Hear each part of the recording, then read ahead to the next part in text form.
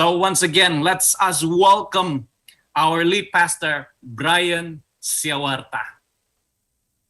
Thank you so much, Pastor Brian Nelson, guys. Kalau kalian cinta dengan kesaudaraan ya, kalau kalian cinta kepada Pastor Brian Nelson, a real good man, can you give him up? Kasih tepuk tangan dong. And tadi juga the worship, how good was the worship? Gila, itu keren banget.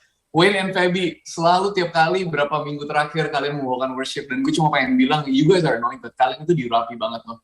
Dan di saat ini dimana kita lebih ke mengarah ke online, kita ke rekaman, kita lebih mengambil keamanan, mengutamakan keamanan, kita make sure kita nggak ketemu jumlah banyak, dan di tengah-tengah itu kalian bisa membawakan satu worship yang sungguh luar biasa. Kasih tepuk tangan dulu dong guys, gue selalu sangat encourage, sangat dikuatkan untuk melihat orang-orang luar biasa yang melayani di Empower. Mereka nggak harus melayani seperti kalian juga di tempat ini. Kalian nggak harus datang, tapi kalian ada di sini. Dan gue percaya ada sesuatu yang Tuhan mau bicarakan kepada kalian. Ada sesuatu yang Tuhan mau sampaikan hari ini. Well, Zoom.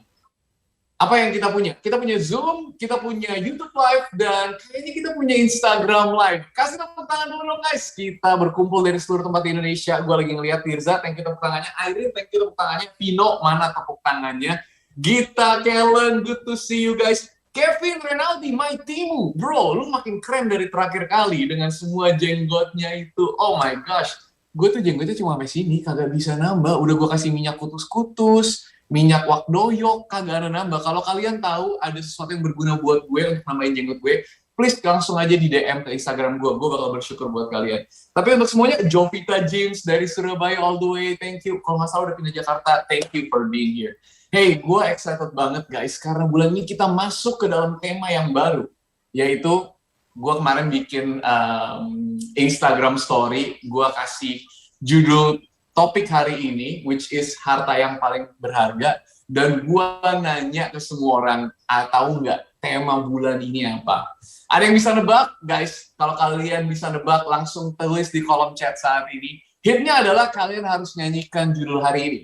Harta yang paling berharga, asik, adalah, yes, mungkin udah ada yang tulis, keluarga. Bukan cuma keluarga, bulan ini tema kita adalah keluarga cemara. Yes, yang nebak ketahuan langsung bahwa kalian umurnya itu berapa. Karena keluarga cemara itu film yang udah lumayan lama, guys. Pas gue nulis di Instastory, banyak yang ngasih jawaban-jawaban yang lain-lain. Harta yang paling berharga apa? Ada yang bilang Prada dan Balenciaga. Kalau nggak tahu, itu adalah merek tas, udah pasti cewek. Ada yang nanya, ada yang jawab Ralinsyah. Gue kagak ngerti kenapa dia jawab Ralinsyah. Ada yang jawab Jungkook BTS. Gue search Jungkook, keluarnya orang Jongkok. Army, please jangan marah sama gue. Ada yang tulis harta yang paling berharga adalah harta tahta dan Renata. Empower Indonesia. We just need more of Jesus. Tentunya banyak yang tulis Tuhan Yesus, apa yang Tuhan Yesus lakukan di atas kayu salib, keselamatan, penebusan dia, tapi yang paling banyak adalah keluarga. Gua bersyukur banget karena kita bulan ini kita akan ngomongin keluarga. Kenapa? Karena di tengah-tengah PPKM, tentunya untuk Jakarta dan juga banyak kota-kota, gue nggak tahu apakah itu seluruh Indonesia, guys. Setahu gue sih Jakarta dan kota-kota besar.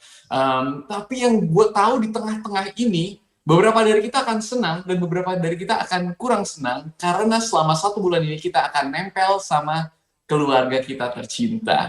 Kita nggak akan bisa kemana-mana, kita nggak akan bisa kabur kecuali kita sedang merantau dan kita nggak bersama keluarga. Tapi itu pun gue yakin kalian akan sering ditelepon, kalian akan ditanya gimana kabarnya, aman-aman nggak, baik-baik nggak. Nah karena itulah guys, di tengah-tengah bulan ini yang mana kita akan berinteraksi banyak dengan keluarga kita. Tuhan taruh sesuatu di hati gue, yaitu jangan sampai kita empower kelewatan apa yang Tuhan mau lakukan di tengah-tengah keluarga kita. Karena Tuhan kita adalah Tuhan yang selalu punya rencana. Tuhan kita adalah God is intentional, penuh dengan intensi, penuh dengan niat. Dia tidak pernah menyia-nyiakan keadaan apapun, keadaan baik dan buruk. Dan di tengah-tengah PPKM, dan mungkin ada yang lagi kena COVID. Kalau kalian belum tahu, gua awal bulan lalu kena COVID. Awal Juni, tanggal 5 Juni, gua vaksin AstraZeneca, dan gue besoknya kurang lebih nggak enak badan, aduh demam gini, besoknya lagi enakan lagi, besoknya lagi nggak enak badan. Dalam 3 hari gue tiba-tiba positif, gue swab positif, besoknya gue PCR, dan 2 minggu gue nggak kemana-mana.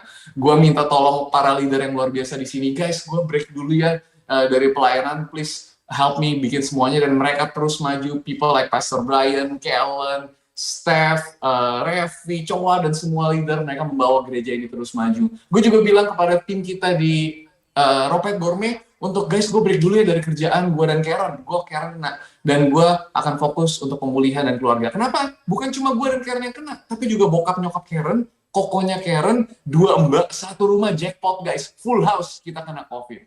Tapi singkat cerita, dalam 2 minggu Tuhan baik, gejala kita nggak terlalu parah, dan kita baik-baik aja. Gue diingatkan lagi bahwa momen-momen ini, bulan-bulan ini, kita akan banyak berinteraksi dengan keluarga kita. Keluarga Karen sungguh luar biasa, gue berterima kasih buat mereka. Tapi gue akan membawa kembali putar waktu dikit untuk keluarga gue di mana gue dibesarkan. Buat yang belum mengenal keluarga gue datang dari 3 saudara. Nah, bokap gue namanya Budi Jonari, seorang yang sangat luar biasa, pembisnis yang luar biasa, seseorang yang sangat gigih, sangat kuat, selalu berjuang dan tidak pernah menyerah. Itu yang gue belajar dari bokap gue. Dan sangat pinter, street smart. Nyokap gue namanya Jenny, dia adalah orang yang paling people person. Gue bisa belajar untuk jadi people person, ngobrol semua itu sama nyokap gue. Kalau kalian ketemu nyokap gue, kalian bakal bilang dia adalah nyokap gaul, dan kalian akan diajak ngobrol sampai tengah malam, dihidangin makanan sama bonyok gue, dan kalian gak dibiarkan kemana-mana. Gue ada anak pertama, adik gue namanya Stanley. Stanley adalah seseorang yang berumur 30 tahun saat ini. Gue udah makin tua, dia 31. Dan dia super ganteng, tatoan, keren, dan single. So ladies, kalau kalian mau tahu, langsung aja buka Instagram gue dan cek followers gue yang namanya Stanley Syawarta. Dia adalah orang yang paling baik yang gue kenal. Dia mengutamakan orang lain lebih dari dia. Dan adik gue yang namanya Naomi, a great businesswoman. Dia juga sekarang sambil bekerja di bisnis keluarga, dia juga bekerja di perusahaan non-profit organization punyanya. Siapa namanya pendeta Amerika yang sangat terkenal itu? Billy Graham. Organisasi Billy Graham yang membantu gereja-gereja untuk memantapkan mereka punya keuangan. I have a great family, dan gue sangat bersyukur kepada mereka. Dan itu yang akan kalian tahu dari depan. Tapi kalian nggak tahu kalau kalian nanya gue 20 tahun yang lalu, bahkan 10 tahun yang lalu, I would say, God, why this family? Get me out of this family. Kenapa Tuhan orang-orang lain sama keluarga bahagia, keluarga cemara? Kenapa gue dapat keluarga yang parah banget? Kenapa semuanya berantakan banget? Karena saat ini kalian melihat yang baik yang tadi gue bilang. Dan tentunya tidak sempurna. Ada hal-hal lain yang kita masih dalam proses. Tapi dalam 20 tahun terakhir guys, Tuhan memproses, merubah hati, karakter, bonyok gue, Stanley, Naomi, semua. Dan kita bisa sampai ke tempat di mana Tuhan lebih ada di dalam keluarga kita. Tapi itu perjalanan yang panjang. Pertanyaan gue hari ini, bagaimana dengan lu? Bagaimana dengan kamu? Bagaimana dengan keluargamu? Apakah itu keluarga cemara? Apakah keluarga kalian adalah harta yang paling berharga? Atau keluarga kalian adalah keluarga celaka?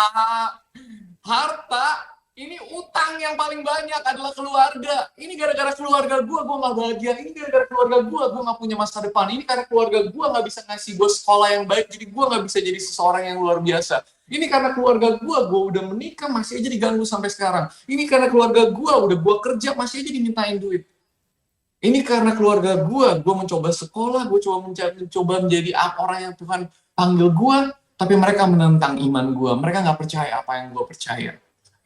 Apakah itu keadaan kalian? Karena sering kali gue rasakan di dalam perjalanan gue, di tengah-tengah ada plus point dari setiap keluarga kita, anggota keluarga kita. Selalu ada kekurangannya karena kita adalah manusia yang tidak sempurna, dan seringkali kita melihat ke yang kekurangannya. Tapi sedikit keluarga cemara. Keluarga cemara yang kayak tadi gue bilang bukan cuma yang baik-baik aja, tapi kadang-kadang kita merasa keluarga cemara adalah cemara. Keluarga yang cacat, keluarga yang mafia, dan keluarga yang racun. Dan seringkali seperti itu. Apakah keluarga kita disfungsional? Orang tua kita cerai, orang tua kita berantem, hubungan antara orang tua dan anak, saudara dan saudara nggak baik. Kalau kita pulang ke rumah piring terbang, sering ada berantem, kata-kata, maki-maki, keluarga yang cacat. Apa mungkin kita berada di keluarga yang oke nggak separah itu, tapi suasana selalu mencekam, kayaknya selalu dingin, kayaknya selalu ada siap-siap berantem, kayaknya kita nggak bisa menjadi diri sendiri, kayaknya selalu ditekan, dimanipulasi, dikontrol, seperti lagi ada di tengah-tengah mafia. Apa mungkin keluarga kita rasanya kayak racun? Sampai hari ini, orang tua kita masih mengendalikan kita, udah menikah masih di-abuse, kata-kata mereka menjatuhkan kita, dimanipulasi dan dikontrol, dipengaruhi sampai tua. Mungkin kita merasa bahwa keluarga cemara kita adalah keluarga yang cacat, kayak mafia dan racun. Tapi kalau gue boleh mengencourage kita, boleh menguatkan kita, pada saat gue membuka Alkitab, buku yang ditulis oleh seseorang yang kita sayangi, Tuhan Yesus Kristus. Pada saat gue melihat keluarga-keluarga di dalam Alkitab, mereka semua juga keluarga cemara seperti itu. Keluarga yang pertama, kalian akan mengira bahwa keluarga pertama akan baik-baik aja, orang-orang tuanya Bapa Allah sendiri, tapi Adam dan Hawa mereka saling menyalahkan. Bahkan anak-anaknya, Kain dan Habel, membunuh satu dengan yang lain. Kain membunuh Habel. Keluarga Ishak. Ishak punya Ishak punya dua anak, Yakub dan Esau. Mereka saling mencoba membunuh, saling tipu menipu. Bahkan Esau lari dari gue jadi lupa namanya. Esau lari dari kakaknya, bukan. Yakub lari dari Esau kakaknya. Dan dia dikejar-kejar, seumur hidupnya diasingkan karena takut dibunuh. Bagaimana dengan Yusuf, raja pemimpi yang Januari kita pernah dengar? Dia punya saudara-saudara yang semua membenci dia, mau dibunuh. Ada apa sih guys, semuanya mau bunuh-bunuhan saudara di Alkitab? Memang itu kerjaannya. Saudara dia mau membunuh dia, tapi nggak jadi, akhirnya dijual ke Mesir. Gimana dengan keluarga Yesus? Yesus pun tidak datang dari keluarga yang sempurna. Di Alkitab sempat dicatat satu kali bahwa Yusuf dan Maria, orang tua Tuhan Yesus, ketinggalan Yesus yang masih kecil di Nazaret. Dan mereka jalan-jalan dan mereka butuh 1 hari untuk ingat bahwa gila, anak kita ketinggalan. Guys, gue pernah baru seminggu yang lalu, gue sama Karen lagi sibuk-sibuk kerja, terus tiba-tiba mbak kita teriak di luar. Baby! Kenapa? Kita lari keluar, mbak udah nggak ada. Mbak jalan nggak tahu kemana, kita lihat, kita balik ke rumah lagi, tiba-tiba 10 menit lagi mbak datang sama Bailey.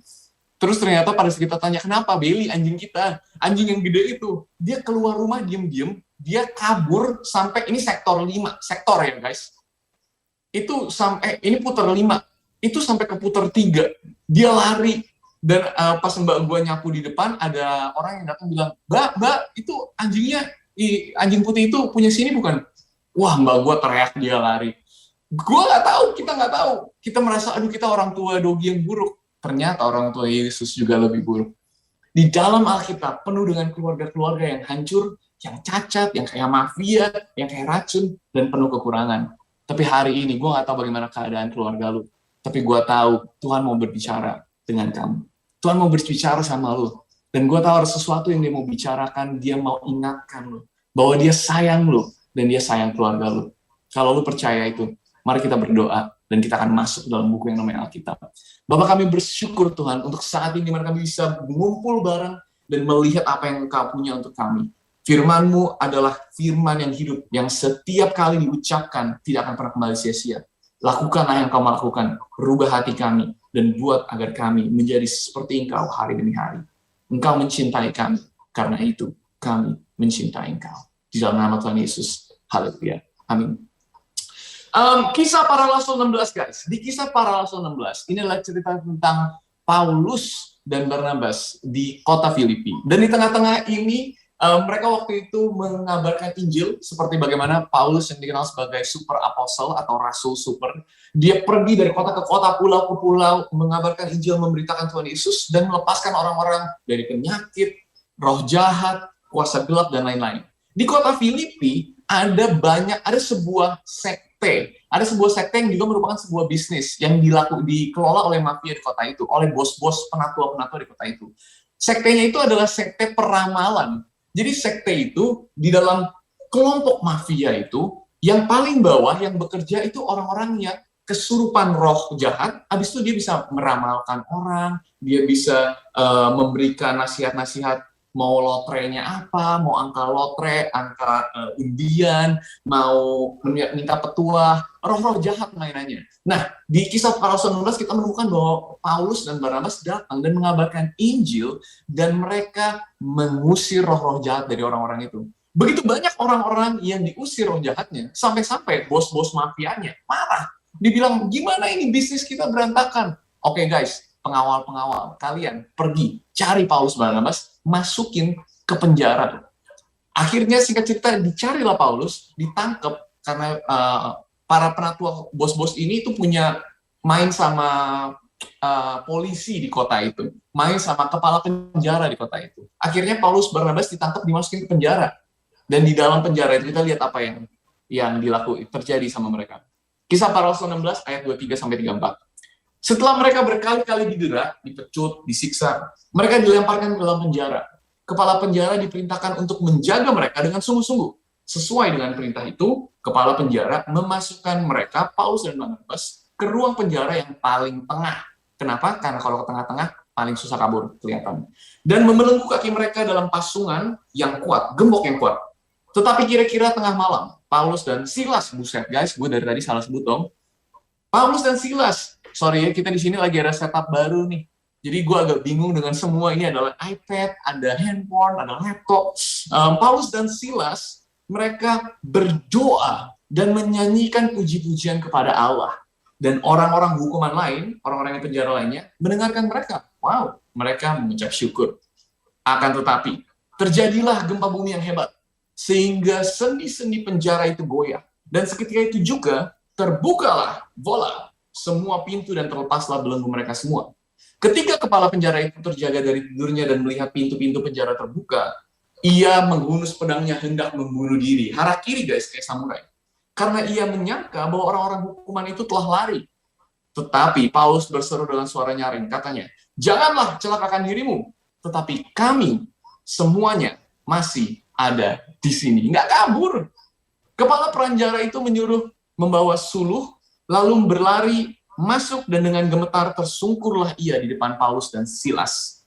Ia mengantar mereka keluar sambil berkata, Tuan, apakah yang aku harus perbuat supaya aku selamat? Kenapa? Karena dia sadar Paulus dan Silas disertai Tuhan. Tuhan sendiri yang membebaskan mereka. Ya udah, ngapain dimasukin ke penjara lagi? Dikeluarkan. Bahkan dia nanya, gue harus ngapain untuk gue bisa selamat? Jawab mereka, lihat ini guys.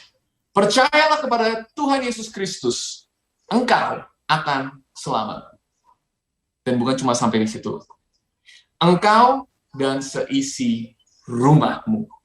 Lalu mereka memberitakan firman Tuhan kepada Pak Kepala Penjara itu, dan kepada semua orang yang ada di rumah Kepala Penjara itu. Pada jam itu juga, Kepala Penjara itu membawa mereka dan membasuh bilur mereka. Seketika itu juga, ia dan seluruh keluarganya memberi diri untuk dibaptis. Wow, sungguh cerita yang luar biasa. Dari awal-awalnya film action, ternyata akhirnya adalah film drama. Drama yang berakhir dengan baik, di mana keselamatan datang bukan cuma kepada seseorang, tapi kepada seluruh keluarga. Guys, di tengah-tengah situasi keluarga kalian yang gue nggak tahu, mungkin ada keretakan hubungan, mungkin ada hubungan yang tidak baik, mungkin bahkan bukan cuma tidak baik, tapi sampai benci-bencian, mungkin ada masalah finansial, masalah keuangan, ada banyak hal-hal yang terjadi di tengah keluarga kalian. Ada 3 hal yang kita bisa lihat melalui ayat ini, dan melalui tokoh-tokoh di Alkitab yang gue mau share. Dan gue percaya kalau kalian mendapatkan ini dan mencatatnya di dalam hati kalian, ada sesuatu yang Tuhan mau lakukan di tengah-tengah keluarga kalian. Empower, catat ini. Poin pertama yang bisa kita lihat. Tuhan punya rancangan untuk setiap keluarga. Tuhan punya rancangan untuk setiap keluarga. Guys, gue nggak tahu kalian sadar atau enggak, tapi kita nggak memilih keluarga kita. Gue nggak milih keluarga gue. Kenapa? Karena kalau gue bisa milih, gue mau jadi anak blaster. Bokap gue bule, nyokap gue Asia. Kalau bisa Jepang, karena gue suka Jepang. Bokap gue kalau bisa Inggris. Jadi ada posh-posh Inggris, nyokap gue ada kawaii-kawaii Jepang, gue pasti ganteng banget. Tapi gue nggak milih. Muka gue Cina gini, lahir di Indonesia, suka soto, darah gue merah putih, Garuda ada di dada gue. Tapi orang tua kita juga nggak milih kita. Orang tua gue nggak milih gue. Gue yang harusnya jadi anak pertama yang meneruskan bisnis orang tua, malah mau jadi pendeta. Bokap gue sempet stres, bingung. Mereka nggak milih. Kalau bokap gue bisa milih, dia mau anaknya jadi pembisnis yang sukses. Anak pertamanya. Tapi tahu nggak sih siapa yang memilih itu semua? Alkitab berkata bahwa sebelum kita dikeluarkan oleh rahim ibu kita, sebelum kita dibentuk di dalam rahim ibu kita sudah dikandung, kita sudah dipikirkan, kita sudah direncanakan di dalam pikiran Tuhan. Tuhan yang merencanakan kita. Gue nggak tahu ini untuk siapa, tapi ada orang-orang di sini yang merasa bahwa dirinya adalah kecelakaan. Ada orang-orang di sini yang merasa bahwa dirinya adalah tanpa, gue nggak diingini orang-orang tua gue nggak direncanakan oleh orang tua gue, dibuang oleh orang tua gue nggak percaya gue. Ketahuilah, ada Tuhan yang sayang lo. Tuhan merencanakan lu. Dan gue pengen kasih tahu lu berada di keluarga apa, keluarga yang mana, dengan orang tua seperti apa, saudara seperti apa, itu adalah rancangan Tuhan. Itu adalah desain Tuhan. Dan Tuhan bukan desainer yang abal-abal. Gue selalu membayangkan bahwa sebelum gue dan lu diciptakan, sebelum orang tua kita dan kita keluar bahkan, sebelum itu semua, Tuhan lagi duduk di surga. Dia membayangkan, gue pengen bikin Brian Nelson. Gue mau bikin dia sebagai seseorang yang luar biasa. Dia akan menjadi pembisnis yang luar biasa. Dia juga akan menjadi pendeta yang luar biasa. Dia akan menginspirasi generasi ini. Dia akan jadi orang yang kuat, menahan beban orang-orang lain. Mumpung gue lagi desain dia, gue bakal bikin dia keren banget, kayak K-pop, kulitnya mulus banget, dan juga awet muda. Mungkin dia umur 30 tapi kelihatan seperti 20. Gue taruh di mana ya enaknya? Gue taruh dia di keluarga ini. Brian Nelson keluar. Satu kali lagi Tuhan Yesus mikir di malam lain. Gue juga pengen bikin satu lagi, Brian kayaknya nggak cukup, Brian Syawarta. Yang satu udah gue bikin mulus, ganteng, yang satu gue bikin sedikit urak-urakan. Tatoan dikit, kumisan, kulit juga agak kucel. Yang tadi suka pakai moisturizer, yang ini cuma pakai sabun shampoo yang habis dikeramas turun ke muka, itu aja yang dipakai. Siapa yang mau nikahin dia ya? Nggak apa-apa, gue akan kasih istri yang namanya Karen Daniela. Gue akan rencanakan, tapi kalau dia mau, gue akan temukan. Kalau dia mau, ya udah, dapat yang lain. Gue juga akan taruh dia di satu keluarga. Keluarga ini yang namanya Budi Jonari dan Yeni Wangsaguna, ada Stanley, ada Naomi. Keluarga ini agak berantakan sih awal-awalnya, tapi gue tahu semuanya akan bekerja dengan baik. Gue bisa membayangkan Tuhan seperti itu, guys. Bulan lalu kita ngomong tentang baik dan benar. Bahwa yang baik belum tentu benar, tapi yang benar pada akhirnya pasti baik. Catat ini ya, Paul. Mungkin saat ini lu tidak merasa berada di dalam keluarga yang terbaik. Bahkan mungkin lu merasa tidak di dalam keluarga yang baik. Tapi gue yakin lu berada di dalam keluarga yang benar. You're in the right family. Benar dalam arti kata apa? Benar dalam arti kata lu ada di dalam rencana Tuhan. Sesuai rencana Tuhan. You're in the right place. Lu berada dalam keluarga yang tepat, di kota yang tepat, di komunitas yang tepat. Untuk apa yang Tuhan rencanakan. Yusuf, dia berada di dalam 11 saudaranya yang mau membunuh dia, menjual dia ke Mesir. Tapi karena saudara-saudara yang membenci dia, Yusuf menjadi orang nomor 2 di Mesir. Gue gak tahu hari ini, saudara lo yang benci lu, orang tua lo yang gak sayang lu, keluarga yang berantakan. Percaya gue, pada saat semuanya udah selesai, lu bakal melihat kembali dan lu bilang, thank you God, gue ngerti sekarang rancanganmu. Alkitab berkata rancangan Tuhan lebih tinggi, lebih luar biasa daripada kita bisa bayangkan. Sekarang lagi dijalanin nggak terasa, nggak ngerti. Tapi beberapa tahun dari sekarang, kalau kita terus ikut Tuhan, kita melihat kembali ke belakang. Itu toh maksud Tuhan luar biasa. Gua nggak pernah mau jadi pendeta, nggak pernah mau jadi pembisnis. Tapi ternyata gue jadi pendeta dan pembisnis. Kenapa? Dari orang tua gue. Orang tua gue diselamatkan. Mereka dulu yang menjadi pelayan Tuhan. Mereka dulu yang jadi hamba Tuhan. Mereka pembisnis yang luar biasa. Dan hari ini gue berhutang banyak banget. 5 tahun yang lalu bahkan gue nggak senang keluar lagi dari keluarga gue. Tapi hari ini gue berhutang banyak banget ternyata sama keluarga gue. Tuhan punya rancangan untuk setiap keluarga. Yang kedua, catat ini guys.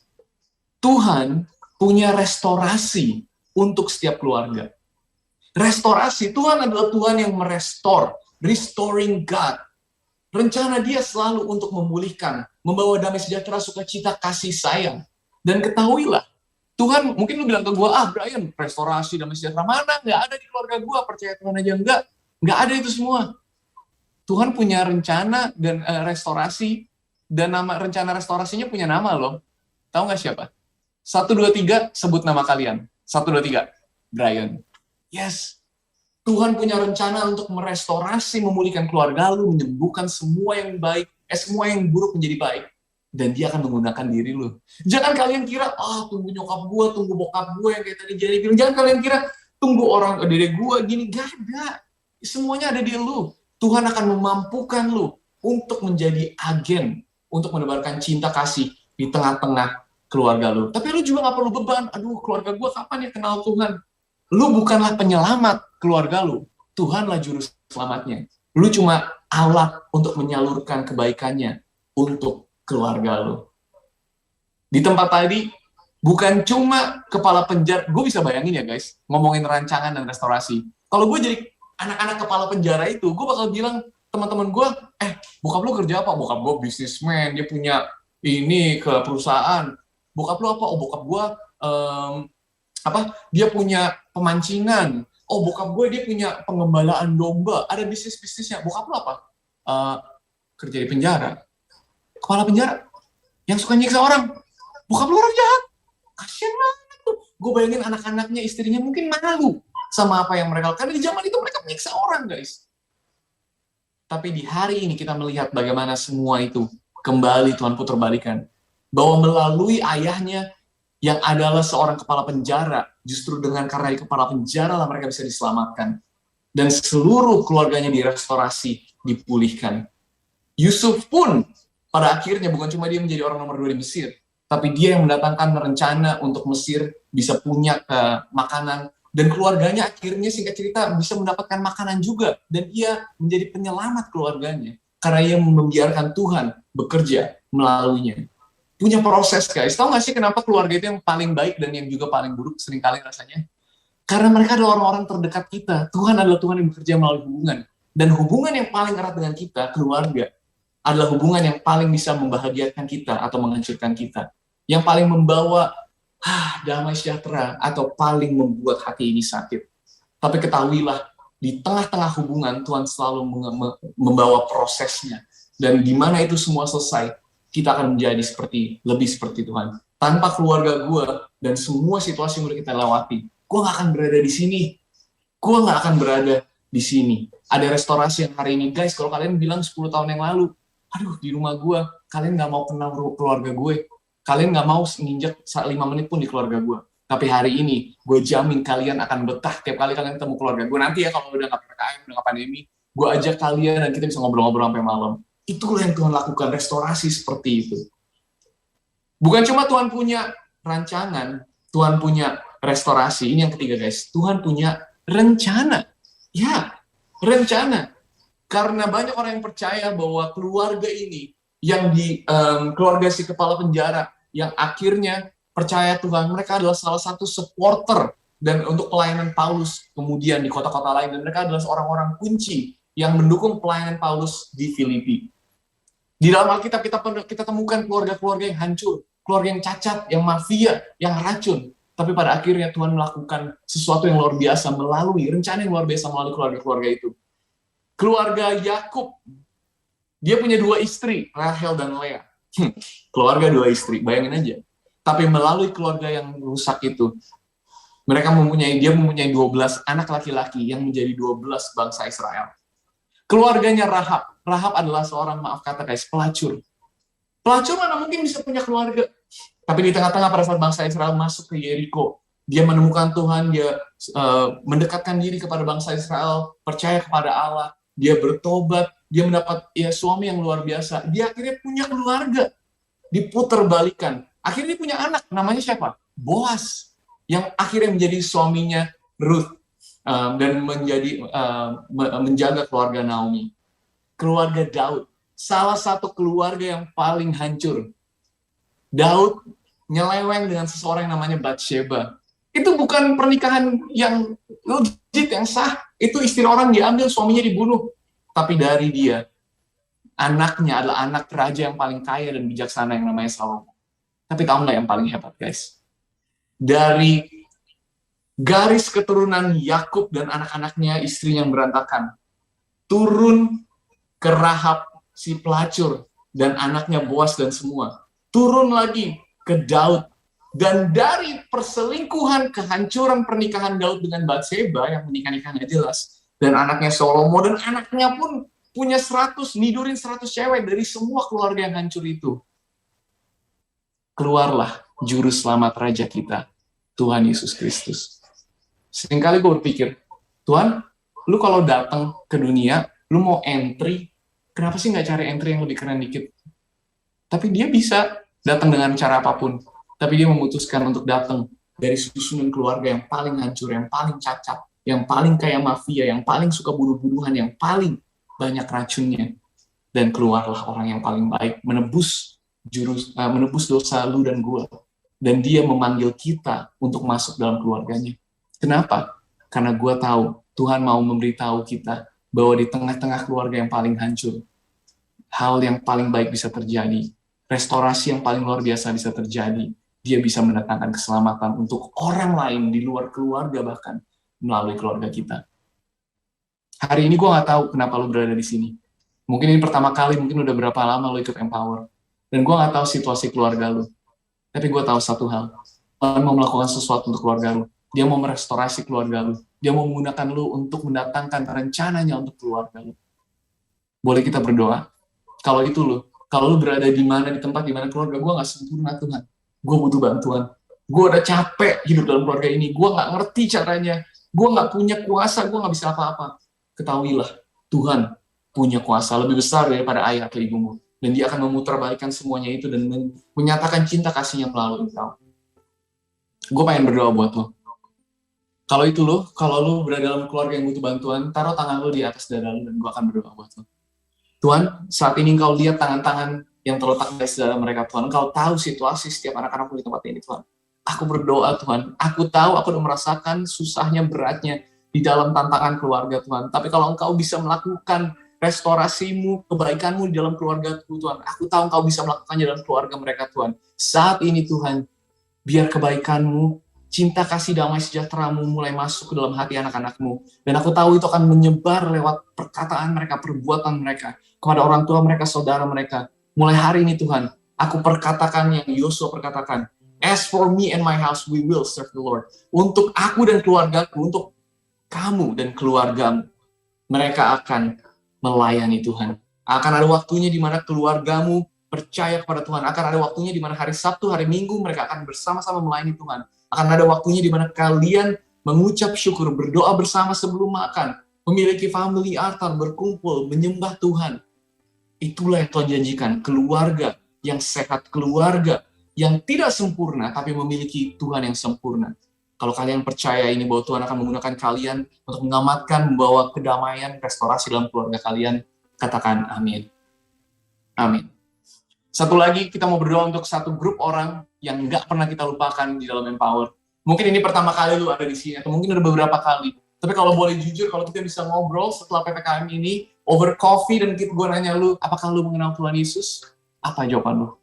Kalau lu bilang, sebenarnya enggak, gue cuma tahu agama Kristen. Atau kalau lu bahkan bingung untuk menjawabnya, gue pengen menawarkan satu kesempatan yang terbaik di dunia ini. Kesempatan untuk menerima Tuhan Yesus sebagai juru selamat lu. Untuk menjadikan dia raja dan cinta dalam hati lu. Karena semua yang dia melakukan dalam keluarga lu tidak bisa terjadi kalau pintunya belum dibuka. Dan pintunya adalah diri lu. Kalau itu lu, kalau lu bilang ke gue, Brian, gue mau terima Tuhan Yesus. Ini gue gak menawarkan agama. Gue menawarkan hubungan pribadi dengan seseorang yang sayang lu. Dia mati di atas kayu salib buat lu. Karena dia mau membawa lu ke dalam keluarganya. Kalau lu berdoa ini, lu akan masuk ke dalam keluarga Allah. Keluarga kerajaan. Keluarga di mana tempat seperti ini di Empower adalah keluarga lu. Keselamatan ada untuk lu. Lu cuma harus menerimanya. Lagi-lagi kalau lu mau, taruh tangan lu di atas dada lu dan gue akan berdoa buat lu. Ikutin doa gue. Tuhan, aku berterima kasih untuk anakmu Yesus Kristus. Aku percaya dia datang ke dunia, mati di atas kayu salib, bangkit pada hari yang ketiga untuk menebus diriku, dosaku. Ia menjadikanku baru. Mulai hari ini, aku adalah anaknya. Semua yang lalu udah dilewatkan Tuhan, dan aku dijadikan baru, lembaran baru. Dan hidupku tidak akan sama lagi. Bantu aku untuk hidup Tuhan, seumur hidupku. Di dalam nama Tuhan Yesus, kami berdoa dan mengucap syukur. Haleluya. Amen. Amen. Hey guys, thank you for watching this message. Kalau kalian merasa terberkati, ada 3 hal yang kalian bisa lakukan.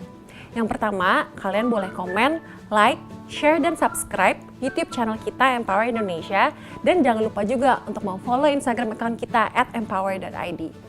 Yang kedua, ada link di description box di bawah sini yang kalian bisa isi supaya kita bisa mengenal kalian lebih baik lagi.